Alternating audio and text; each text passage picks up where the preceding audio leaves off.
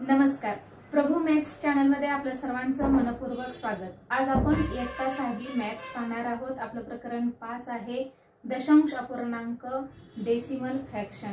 त्यातील आपला practice set 17 आहे, सराव संच 17 आहे। या प्रकरणातील शेवटचाच हा प्रॅक्टिस सेट आहे।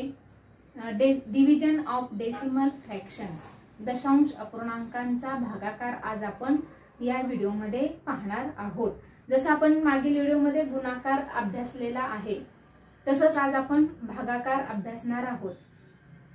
सेमीच्या स्टुडंटनी पहा, आपला प्रॅक्टिस सेट 17 मध्ये पहिला जो प्रश्न आहे, carry out the following divisions.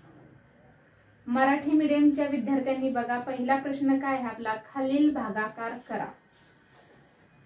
तुम्ही यापूर्वी भागाकार शिकलेला आहात। आता आपल्याला डेसिमल फ्रॅक्शन म्हणजे अपूर्णांकांचा भागाकार शिकायचा आहे किंवा करायचा आहे। जो आपण गुणाकार शिकलेला आहे त्याच्यातच मी तुम्हाला सांगितलेलं आहे की गुणाकार भागाकार म्हणजेच उलटून गुणिले किंवा गुणाकार व्यस्त क्रिया आपण पाहिलेल्या आहेत। तीच पद्धत इथं आपल्याला आता फॉलो करायची आहे, वापरायची आहे।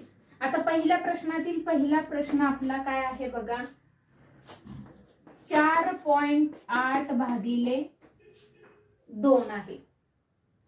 आता ह्याची क्रिया आपल्याला कशी करायची आहे, तर 4.8 भागिले 2 म्हणजेच रूपांतर करताना सोपी तुम्हाला जावी पद्धत म्हणून 4.8 म्हणजेच 48/10। बघा, एक दशांश चिन्हानंतर एकच घर आहे, म्हणजे जशीच्या तशी। आपण मागील व्हिडिओमध्ये दशांश अपूर्णांकाचे अपूर्णांकात रूपांतर किंवा व्यवहार्य अपूर्णांकात रूपांतर, व्यवहार्य अपूर्णांकांचे दशांश अपूर्णांकात रूपांतर शिकलेलं आहोत। तीच मेथड आपल्याला इथं वापरायची आहे। 4.8 दशांश चिन्हानंतर एकच घर आहे, म्हणजे एकावर एक शून्य आपलं येणार आहे, म्हणजेच 48/10 भागिले 2। आता 2 म्हणजेच छेद 1 असतो, हे तुम्हाला माहित आहे। आता भागिले म्हणजेच उलटून गुणिले करायचं आहे, म्हणजेच 48/10 गुणिले 1/2। आता इथं 10 ने भाग घालवायचा नाही की छेदस्थानी आपल्याला 10, 100, 1000 या पटीतच आपल्याला छेद ठेवायचे आहेत, म्हणजेच त्याचा आपल्याला दशांश अपूर्णांकात रूपांतर करता येते। म्हणून अन्य संख्येने आपल्याला भाग घालवायचा आहे। बघा, बे एके बे, बे दोन्ही 4 आणि बे चोक 8। आता म्हणजेच 24/10 आपलं उत्तर आलेलं आहे। 24 एके 24 आणि 10 एके 10। आता 0 वर एकच शून्य आहे, म्हणून आपल्याला एक दशांश चिन्ह द्यावं लागणार आहे, म्हणजे 2.4 हे आपलं उत्तर तयार होते किंवा निघते। बघा, तर अशा पद्धतीनं भागाकार करायचा आहे। भागाकार करताना प्रथम संख्या पूर्ण लिहायची, म्हणजे आपल्याला अशा रूपात रूपांतर करायचं आहे। नंतर भागिले, भागिलेचा आता परत दुसऱ्या आपल्या स्टेप मध्ये उलटून गुणिले केलेले आहे, म्हणजे छेदाचा अंश आणि अंशाचा छेद करायचा आहे। नंतर भाग घालवायचा आहे। भाग घालवताना मात्र 10चा, 100चा, 1000चा भाग घालवायचा नाही, अन्य इतरत्र संख्या ज्या असतील त्याचा भाग घालवायचा आहे, म्हणजे आपल्याला उत्तर व्यवस्थित काढता येते। आता याच प्रश्नातलं दुसरं गणित बघा काय आहे। दुसरं गणित आहे 17.5 भागिले 5, म्हणजे 17.5 डिवायडेड 5। बघा, याच पद्धतीत सेम जावा। आता 17.5 17.5 म्हणजेच मी 175/10 लिहिते। दशांश चिन्हानंतर एकच घर आहे म्हणून मी एकावर एक दिलेला आहे, भागिले 5। आता बघा, 175/10 गुणिले 1/5। 5 ची गुणाकार व्यस्त संख्या 1/5। आता ह्या 5 ने याला भाग घालवा। 5 एके 5, 5 त्रिक 15 आणि 5 25, म्हणजेच 35/10 हा आपला भागाकार आलेला आहे, म्हणजेच 3.5 हे आपलं उत्तर झालेलं आहे। दशांश चिन्ह बघा, एकावर एकच 0 आहे, म्हणून आपण एक घर सोडून दशांश चिन्ह दिलेलं आहे। तर अशा पद्धतीनं ही भागाकार करायची आहे। आता पुढचा तिसरा प्रश्न आहे आपला, बघा 20.6 भागिले 2, बघा काय येणार आहे 206/2 भागिले 2 म्हणजेच 206/10 गुणिले 1/2। बघा बे एके बे, बे एके बे, बे 0 0 आणि बे त्रिक 6। इथं भागाकार करताना फसायचं नाही। बे एके बे आता 0 0 म्हणजे शून्याचाच भाग लागणार आहे आणि बे त्रिक 6 म्हणजेच 103 भागिले 10 आलेलं आहे उत्तर, म्हणजेच 10.3 एवढं आपलं हे उत्तर येते। व्यवस्थित बघा गणित स्टेप बाय स्टेप कसे सोडवलेत बघा आणि स्टेप बाय स्टेपच तुम्ही गणित करा। डायरेक्ट उत्तर लिहू नका किंवा एखादी दुसरी पायरी डायरेक्ट ड्रॉप करू नका, वगळू नका।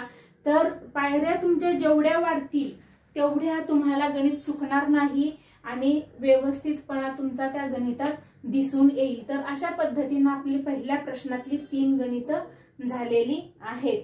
आता एक चौथं गणित राहिलेलं आहे लास्टचं, ते आपण घेऊया। बघा शक्यतो मी सगळी गणित घेण्याचा ट्राय करत आहे, प्रयत्न करत आहे। आता पहिल्या प्रश्नातलं आपलं चौथं गणित काय आहे बघा 32.5 डिवायडेड 25। बघा 325 डिवायडेड अपॉन किंवा 10 डिवायडेड 25। बघा 325 अपॉन 10 इंटू 1/25। आता इथून डिवाइड करा, 25 एके 25, 25 एके 25, उरले 7, 25 त्रिक 75 म्हणजेच आपल्याला 13/10 13/10 हे येते, म्हणजेच आपलं उत्तर 1.3 1.3 हे आपलं आलेलं आहे। अशा पद्धतीनं आपली ही 3 पहिल्या प्रश्नातली 4ही उदाहरणं मी सोडवलेली आहेत। आता आपलं जे उदाहरण क्रमांक 2 आहे ते बघायचं आहे। सेमीच्या स्टुडंटनी बघा, a road is 4 kilometre 800 metre long if trees are planted on both its sides at intervals of 9.6 meter. How many trees were planted? Marathi मीडियमच्या विद्यार्थ्यांनी बघा काय दिलेले आहे आपल्याला दुसरं गणित, रस्त्याची एकूण लांबी 4 किलोमीटर 800 मीटर आहे। रस्त्याच्या दुतर्फा दर 9.6 मीटर अंतरावर झाडे लावली तर एकूण किती झाडे लागतील? बघा जेव्हा लेखी गणित आहे तेव्हा कमीत कमी 3 वेळा लेखी गणित वाचायचं आहे। आता या गणितात आपल्याला काय सांगितलेलं आहे की रस्त्याची टोटल लांबी एकूण लांबी आपल्याला दिलेली आहे आणि झाडं आपल्याला किती मीटर अंतरावर लावलेली आहेत ते दिलेलं आहे। तर आपल्याला एकूण झाडं काढायची आहेत। आता इथं कोणतंही गणित करत असताना तुम्ही बेरीज वजाबाकी गुणाकार भागाकार कोणतीही क्रिया करा, एकक गणितातली जी एकक आहेत ती एकक प्रथम आपल्याला तपासून घ्यावी लागतात। म्हणजे एकसारखी एकक असेल, फॉर एक्झाम्पल मीटर मीटर असेल, किलोमीटर किलोमीटर असेल, ग्रॅम ग्रॅम असेल, किलोग्रॅम किलोग्रॅम असेल, मीटर सेंटीमीटर, म्हणजे ही जी एकक आहेत ही आपल्याला दोन्हीही एकक समान असतील तर त्याची आपल्याला क्रिया करता येते, नसतील तर आपल्याला ही एकक प्रथम एका एककात रूपांतर करून घ्यावी लागतात। आता इथं आपल्याला 4 किलोमीटर आणि 800 मीटर दिलेली आहे रस्त्याची लांबी आणि परत पुढे आपल्याला 9.6 मीटर दिलेले, म्हणजे आता हे एकक वेगवेगळे झाले, म्हणजे 4 किलोमीटर आणि 800 मीटर। म्हणजे आपण प्रथम काय करूया तर मीटर मध्ये रूपांतर सरळ करूया। म्हणजे म्हणून 4 किलोमीटर आणि 800 मीटर ह्याचा आपण डायरेक्ट मीटर मध्ये 4 किलोमीटरचं मीटर मध्ये रूपांतर करूया. म्हणून बघा काय येणार आहे आपलं, तर 4 किलोमीटरचं 4000 मीटर झाले. म्हणजेच आता टोटल आपले किती होणार आहे, तर 4000 आणि हे 800 मीटर म्हणजे 4800 मीटर आपलं रस्त्याची एकूण लांबी झालेली आहे. म्हणून रस्त्याची एकूण लांबी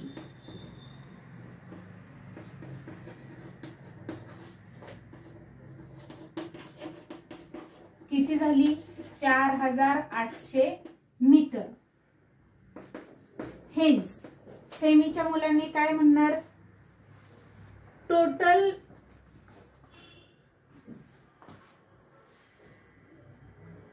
रोड तुम्हाला दिलेले, तर सेमीच्या मुलांनी काय म्हणणार, तर बघा hence total length of road 4800 metre. हे आपण अगोदर अशा पद्धतीचं रूपांतर करून घेतलेलं आहे. आता आपल्याला काय काढायचं आहे, तर एकूण झाडं काढायची आहेत. म्हणजेच आपल्याला इथं भागाकार करावा लागणार आहे.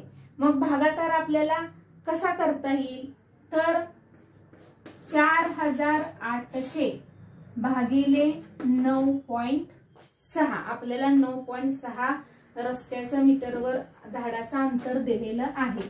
आता ह्याचीच आपल्याला भागाकार करत असताना बघा, आता अशा पद्धतीत हा भागाकार मी मांडलेला आहे. पण तुम्हाला हा जर अवघड भागाकार वाटत असेल तर तुम्ही मांडणी अशा पद्धतीने सुद्धा करू शकता. म्हणजे गणिताच्या रूपात 4800 मीटर भागिले 9.6. आता हेच गणित आपल्याला जसं आपण पहिला प्रश्न सोडवलेला आहे त्या पद्धतीत सोडवायचं आहे. म्हणजेच कसं येणार बघा, 4800 भागिले 96/10 बघा, जसं आपण मगाशी पहिल्या प्रश्नात केलं होतं त्या पद्धतीनं. म्हणजेच पुढे आपलं काय होणार आहे, 4800 गुणिले, आता ह्याचा आपल्याला काय करावं लागणार आहे, तर उलटून गुणाकार म्हणजेच अंशाचा छेद आणि छेदाचा अंश.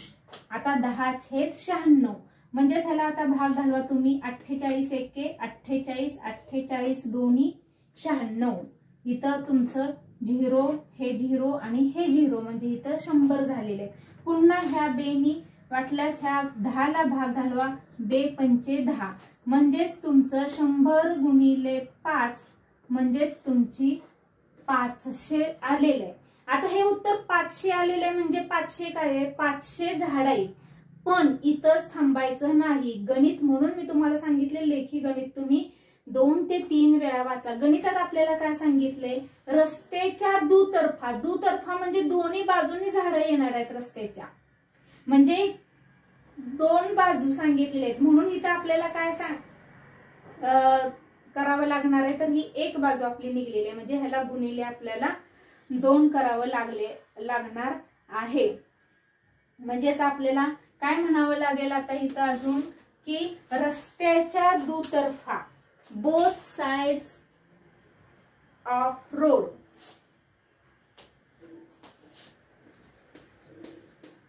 बघा, रस्त्याच्या दुतर्फा सेमीवाल्याने लिहायचं बोथ साइड्स ऑफ रोड. म्हणून हेन्स 500 गुणिले 2 बरोबर 1000. बघा, म्हणजे आपल्याला रस्त्याच्या दोन्ही बाजूला 1000 झाडे लावता येतील किंवा 1002. आता 1002 कसं, तर उदाहरणार्थ हा फळ्यापासून आपण काय करणार आहे, हे एक झाड म्हटलं तर इथून तुम्ही 500 झाडं लावत जाणार आहे. तिकडून 500 झाडे लावत जाणार आहे, पण हा आपल्याला काय करावं लागणार आहे, हे एक झाड आपल्याला गृहीत धरावं लागणार आहे. म्हणजेच ह्या साईडचं एक आणि त्या साईडचं एक मिळून 2, म्हणजे 1000 किंवा 1002 झाडे आपल्याला रस्त्याच्या एकूण झाडे लावता येतील. आता लेखी गणित आहे म्हणून तुम्हाला काय म्हणावं लागणार आहे, शेवटचं वाक्य एकूण 1000 किंवा 1002 झाडे लावता येतील.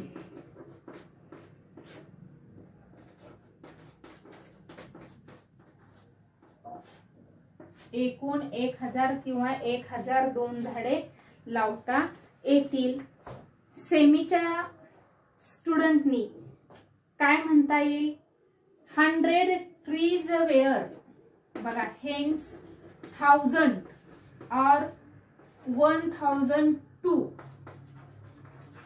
trees were planted.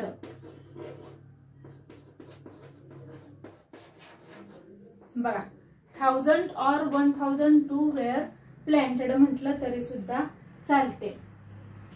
अशा पद्धतीचं आपलं हे दुसरं गणित झालेलं आहे. बघा, फसू नका की काही जण इथं किंवा इथंच फसतील. दुतर्फा सांगितलेले आहेत त्यामुळे आपल्याला 2 साइडचं बोथ साइड सांगितलेलं आहे, त्यामुळे आपल्याला 2 गुणिले करावं लागणार आहे. गणिताचा स्क्रीनशॉट काढा आणि एक गणित 4 ते 5 वेळा पुन्हा पुन्हा सोडवण्याचा प्रयत्न करा. अजूनही तुम्ही या चॅनलला जर सबस्क्राईब केलं नसेल तर सबस्क्राईब करा, म्हणजे यापुढील तयार होणारे व्हिडिओ तुम्हाला आपोआप त्याची लिंक मिळून जाईल. आता पुढे तिसरं गणित काय आहे. तिसरं गणित सेमीच्या स्टुडंटनी बघा, Pragya exercises regularly by walking along a circular path on a field. If she walks a distance of 3.825 km in 9 rounds of the path, how much does she walk in 1 round? Marathi मीडियमच्या विद्यार्थ्यांनी बघा, तिसरं गणित, प्रज्ञा दररोज नियमितपणे मैदानावरील वर्तुळाकार मार्गावरून चालण्याचा व्यायाम करते. जर ती दररोज 9 फेऱ्यात एकूण 3.885 किलोमीटर अंतर चालते तर एका फेरीत ती किती अंतर चालते. बघा, आपण गणित सोडवूया आता की 9 फेऱ्यात, ती एकूण 9 फेऱ्यातलं त्यांनी अंतर दिलेलं आहे, म्हणजे आपल्याला एका फेरीतलं काढायचंय. म्हणजे अनेकावरून एकाची जेव्हा आपण किंमत काढतो तेव्हा आपण भागाकार करतो. म्हणून आता इथं आपल्याला 9 फेरे दिलेत आणि किलोमीटर अंतर दिलेलं आहे. इथं काय त्या अंतराचं ह्याचं आपल्याला काय नाही. म्हणजेच बघा, आता म्हणून आपल्याला काय काढावं लागणार आहे. आता तुम्ही म्हणू शकता की एका फेरीत तिने पार केलेले अंतर किंवा चाललेले अंतर, असं सुद्धा तुम्ही पहिलं वाक्य म्हणू शकता किंवा शेवटी आपण म्हणू शकता. बघा, म्हणून किंवा म्हणाच पहिलं वाक्य आपलं की प्रज्ञाने एका फेरीत चाललेले अंतर, अशी सुरुवात करूया. प्रज्ञाने एका फेरीत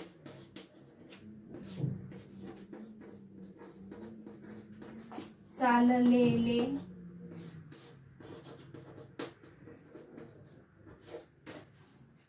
अंतर. सेमीचे विद्यार्थी काय म्हणणार, प्रज्ञा वॉक्स इन 1 राउंड.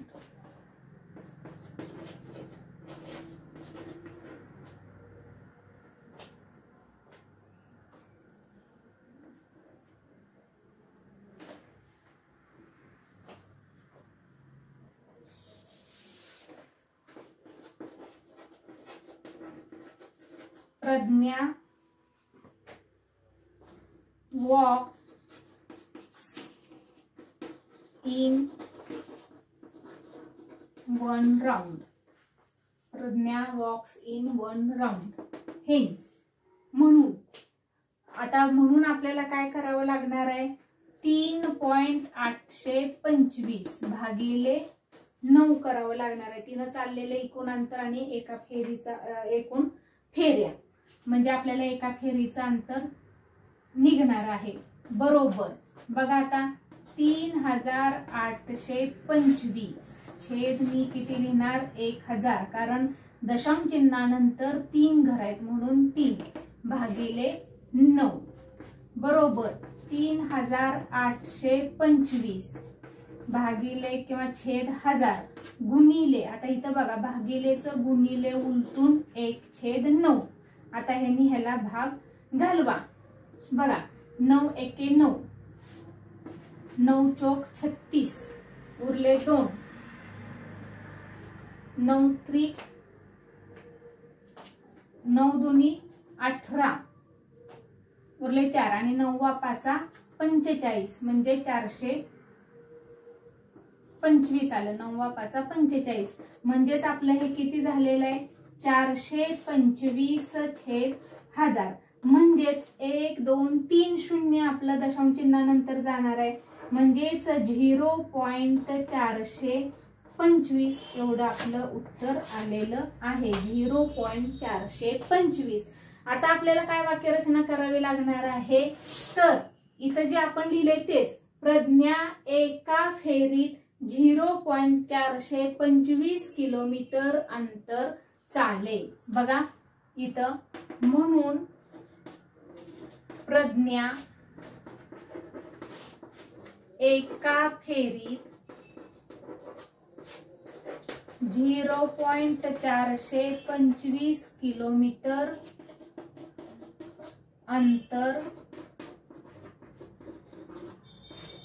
चालेल. सेमीचे स्टुडंट कसे लिहिणार, हेन्स बघा प्रज्ञा वॉक्स, बघा Pragya walks 0.425 kilometre in 1 round. बघा की हे वाक्य लिहायचं सुद्धा एवढं काय टेन्शन नाही. गणितात थोडंसं इकडं तिकडं झालं तरी चालतं. इंग्लिशच्या व्याकरणानुसार इथं एवढं पाहिलं जात नाही, तरी पण तुम्ही करेक्ट लिहायचा प्रयत्न करा. पुस्तकातच वाक्य असतात तीच थोडंसं ऍडजस्ट करायचा प्रयत्न करायचा. अशा पद्धतीने इथं आपलं हे प्रॅक्टिस सेट 17 मधलं 3रं गणित संपलेलं आहे. आता याच प्रॅक्टिस सेट मधलं आपण लास्ट राहिलेलं गणित घेऊया.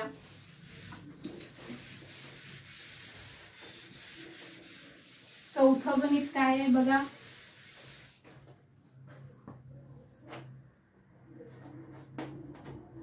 सेमीचे स्टुडंट बघा चौथं गणित. अ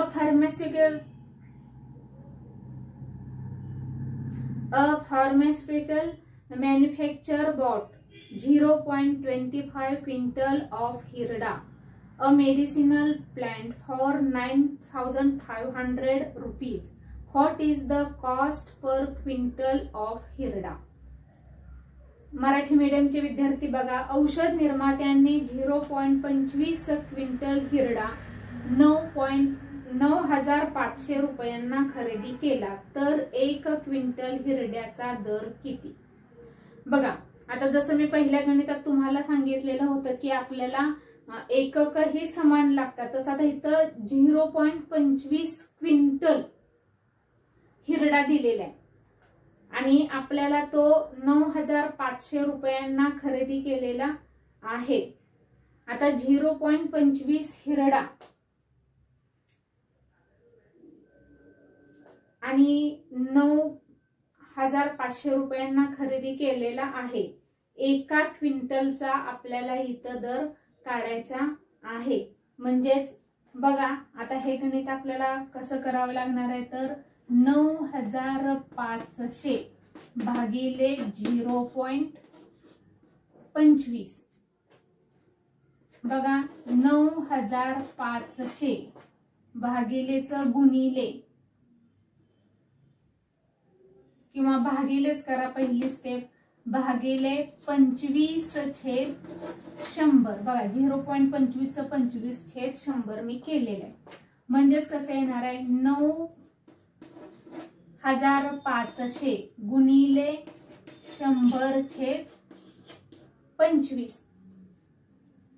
बघा आता भाग करा. 25 एके 25, 25 चोक 100, 4 0 0, 4 0 0, 4 पंचे 20, आजचाले 2, 9 चोक 4 9 36, 36 आणि 2 38,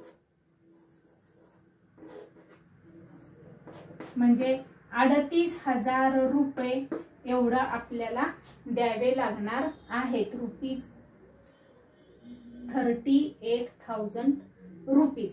आता हेच वाक्य आपण कसं लिहू शकणार आहे तर बघा 1 क्विंटल हिरड्याचा दर. बघा म्हणून काय म्हणावं लागणार आहे आपल्याला 1 क्विंटल हिरड्याचा दर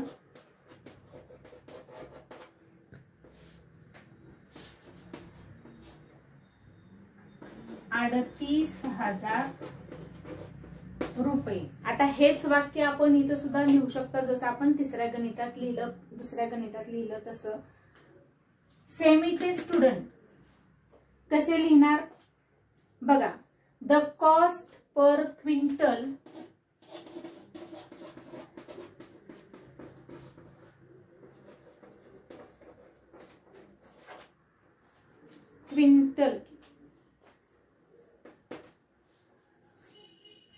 of हिरडा